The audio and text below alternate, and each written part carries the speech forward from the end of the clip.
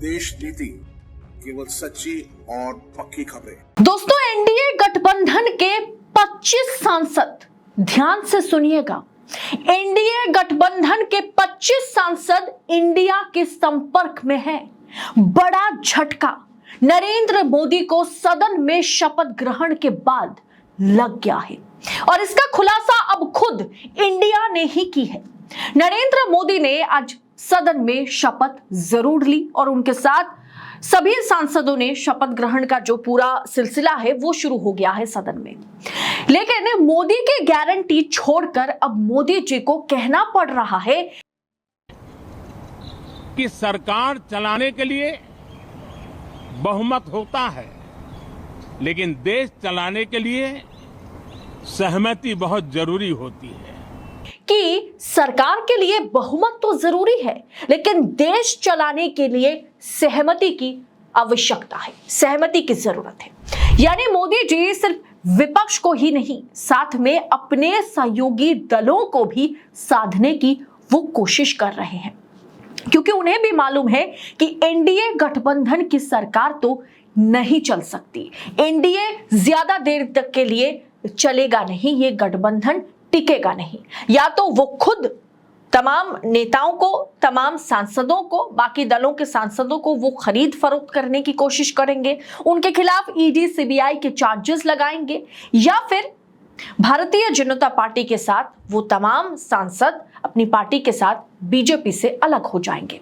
उन्हें भी मालूम है कि बीजेपी अगर ऑपरेशन लोटस चालू करती है पटना में, यानी बिहार में, तो जेडीयू के सांसदों को तोड़ने की कोशिश अगर बीजेपी करती है तो नीतीश कुमार अपने 12 सांसदों के साथ इंडिया का हाथ थाम लेंगे। कांग्रेस नेता राहुल गांधी ने इस बीच बड़ा दावा किया। दोस्तों, इस बीच विदेशी अखबार फाइनेंशियल टाइम्स को राहुल गांधी ने जो इंटरव्यू दिया और उसमें उन्होंने जो दावा ठोका है उसके बारे में सोचने और समझने की जरूरत है।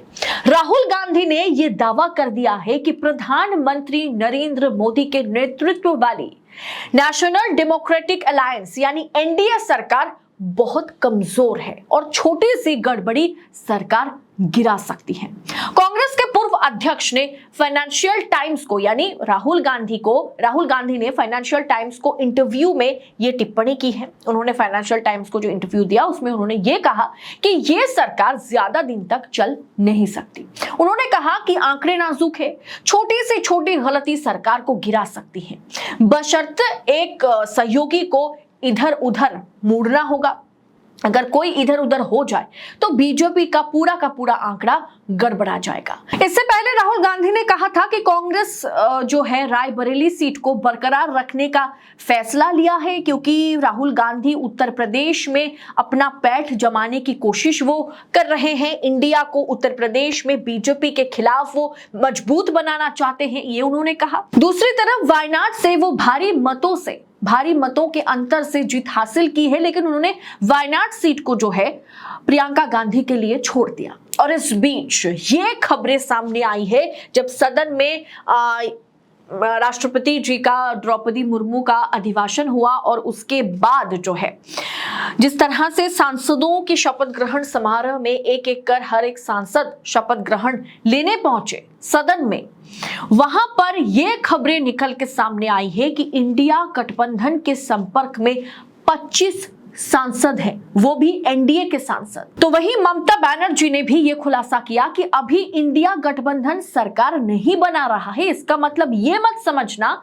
कि हम सरकार बना नहीं सकते, हम सही समय का इंतजार कर रहे हैं। यानी कहीं ना कहीं ममता बनर्जी जो इंडिया अलायंस का एक अभिन्न हिस्सा है, जिन्होंने इस बार अच्छी खासी सीटें इंडिया को दी है, उस ममता बनर्जी का कहना है कि हमारे पास बहुमत का आंकड़ा जो है उस पर हम काम कर रहे हैं। अगर आप सोच रहे हैं कि इंडिया जो है बहुमत जुटा नहीं सकती, इंडिया अलायंस जो है, इंडिया गठबंधन जो है वो सरकार बना नहीं सकता, ऐसा अगर कोई सोच रहा है तो वो गलती करेगा, क्योंकि हम किसी भी समय पर सरकार बना सकते हैं। और यही बात जो है संजय राउत ने कुछ समय पहले कहा था कि सिर्फ हम इशारे का इंतजार कर रहे हैं, सही समय का हम इंतजार कर रहे हैं। इंडिया अलायंस जो है वो किसी भी समय जो है सरकार बना सकती है और उस पर कामकाज जारी है। अखिलेश यादव तमाम नेताओं के संपर्क में है, जो एनडीए घटक दल है उनके तमाम नेताओं के संपर्क में अखिलेश यादव है, शरद पवार है, सीताराम येचुरी है, ममता बनर्जी है और इस बीच 25 सांसद इंडिया के संपर्क में है, ये दावा किया जा रहा है सूत्रों के हवाले से। बीजेपी के बंगाल, हरियाणा, राजस्थान के सांसद इंडिया के संपर्क में है। दोस्तों जेडीयू, मैंने आपको कुछ दिन पहले बताया कि खुद वानखेड़े जी, अशोक वानखेड़े जी ने इसका खुलासा किया था कि जेडीयू पर ऑपरेशन, जेडीयू के अंदर ऑपरेशन चलाने की कोशिश में बीजेपी जुटी हुई है। तमाम शिकारियों को जो है पटना पहुंचाया गया है, वो पटना उतर चुके हैं और जेडीयू में तोड़फोड़ मचाने की कोशिश बीजेपी कर रही है। और साथ ही साथ अगर ऐसा होता है तो ये पक्की बात है कि जेडीयू के तमाम सांसदों के साथ, 12 सांसदों के साथ सीएम यानी नीतीश कुमार इंडिया के संपर्क में आ जाएंगे, इसमें कोई दो राय नहीं। वहीं दूसरी तरफ एकनाथ शिंदे जो है, जो 80 से 100 सीटों को लेकर के भारतीय जनता पार्टी के साथ आने वाले जो विधानसभा चुनाव है महाराष्ट्र में, उसे लेकर के, सीट बंटवारे को लेकर के एकनाथ शिंदे गुट शिवसेना और भारतीय जनता पार्टी के बीच जो है बवाल मचा हुआ है।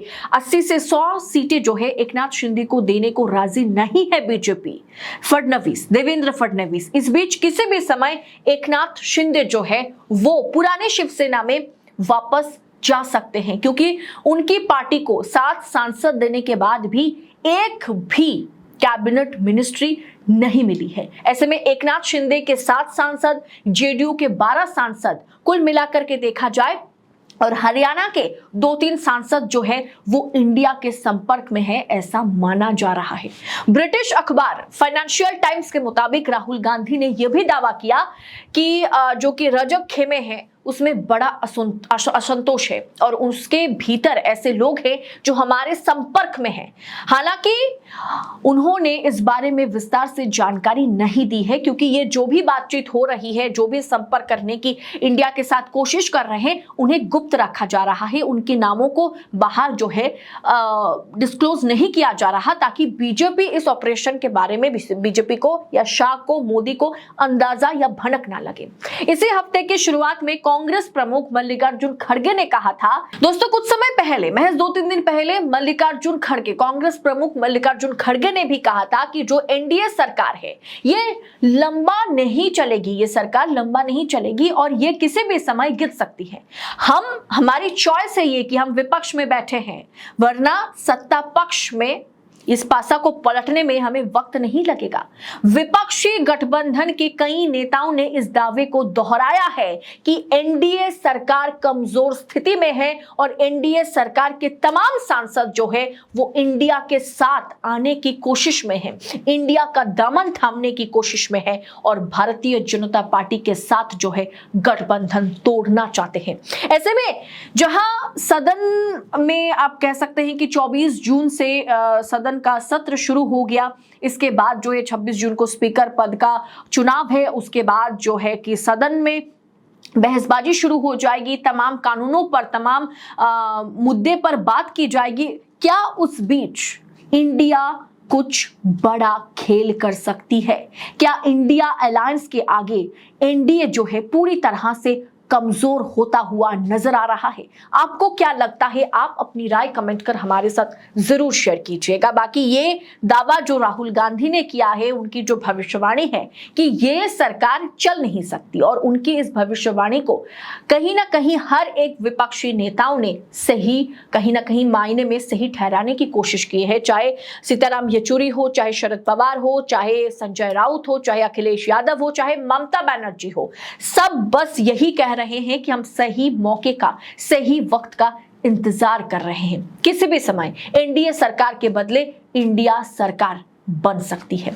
आपको क्या लगता है? कमेंट कर अपनी राय हमारे साथ शेयर तो करेंगे ही। बाकी ऐसी खबरें हम आप तक पहुंचा सके बेखौफ और बेबाक होकर के, निडर और निष्पक्ष पत्रकारिता को हम जारी रख सके, तो दोस्तों देशनीति को अपना भरपूर साथ दें, सपोर्ट कीजिए चैनल को। थैंक्स ऑप्शन का आप इस्तेमाल कर सकते हैं और इसके अलावा जो मिनिमल आप कर सकते हैं वो है चैनल को सब्सक्राइब करना। चैनल को सब्सक्राइब कीजिए, नोटिफिकेशन के लिए बेल आइकन को प्रेस कीजिए ताकि कोई भी खबर आपसे ना छूटे, कोई भी राजनीतिक खबरों से आप बेखबर ना रहे। फिलहाल इस रिपोर्ट में इतना ही। बहुत बहुत शुक्रिया आपका। जय हिंद, जय भारत।